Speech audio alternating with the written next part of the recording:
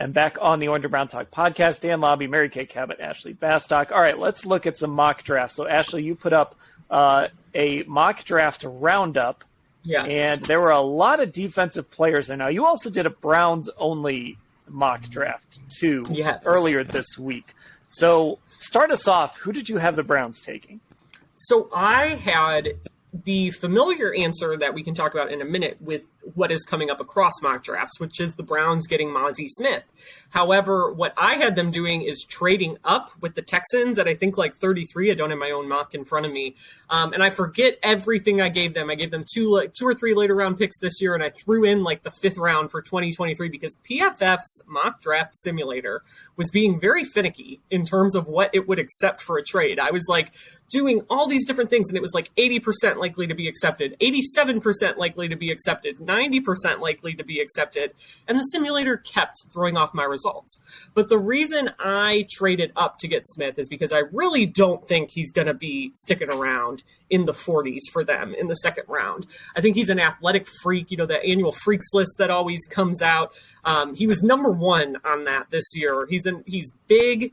He can, I think, rush the passer really well. I think as we get into the combine, he's going to rise. He got into a little bit of legal trouble this year, but that's actually going to be wiped from his record, and it seems like it's over and done with. He avoided a felony weapons charge, which was what he was originally looking at. So I just think that guy, if they're going to want to get him, that they're going to have to trade up to get him. And I don't know that they would be willing to do that. It's what I would do because I think they desperately need defensive tackle, and I like Mary Kay's idea of kind of filling receiver in the free agent market. But as I looked at other mock drafts, Mazi Smith was the popular name. I think people are maybe going to get away with that as he starts rising after the combine next week. But across the board, the multi-round mocks that I found, basically everyone has them taking somebody for the front of this defense, whether it's an edge rusher or an interior D lineman. So, Mary Kay, with Andrew Berry, I think at times he's really predictable. And then at times it's like, oh, that came out of nowhere. Like Jed Wills, right? When they went left tackle at number 10, I think we all assumed when they decided not to listen to you and trade for Trent Williams, we all just knew, okay, they're going to go left tackle at 10. Greg Newsome became a pretty, I don't want to say obvious. It wasn't like a gimme, but he seemed like a guy they liked. You know, JOK was kind of getting linked to them too a little bit. And then last year, it was sort of like, oh, they could have had any number of receivers at 44. Instead, they traded down and took a cornerback as their first pick. At the same time, they did take a kicker early in the 4th round. So I can't figure Andrew Berry out. And it feels to me like when everyone's saying he's going to take a defensive lineman with his first pick, I almost feel like I should just go completely the opposite way and take like a left tackle or something. I don't know. Like it feels like Andrew likes to zag sometimes in these situations. We probably shouldn't have been as surprised as we were that he took a cornerback where he did, because we hear them talk about cornerbacks all the time and how you can't have too many good cornerbacks.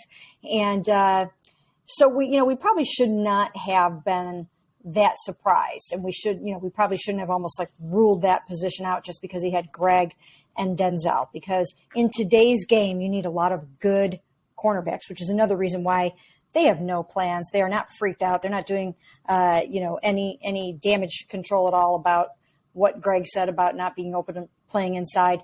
They're happy with their cornerbacks. But I don't know that he necessarily zags when you expect him to zig. I don't know if that's the case.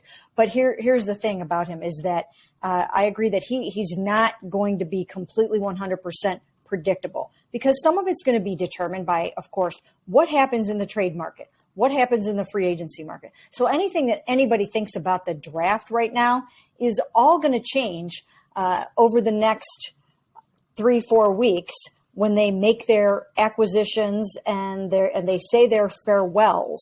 I mean, if they say goodbye to John Johnson 3, they could either be looking at another safety in free agency or having to go out and draft a safety with their top pick. I mean, so you just really don't know. And, if they don't do what we think they should be doing, then they have probably something else in mind. I mean, maybe they have a player that they planned on signing in the the third wave of free agency that they're going to plug in at defensive tackle, or a trade that they were going to make. So I do think that he's unpredictable, but we can see the trends, and we know what they need. It's just a matter of how he's going to go about getting that particular position and when. Ashley, I think that all speaks to something you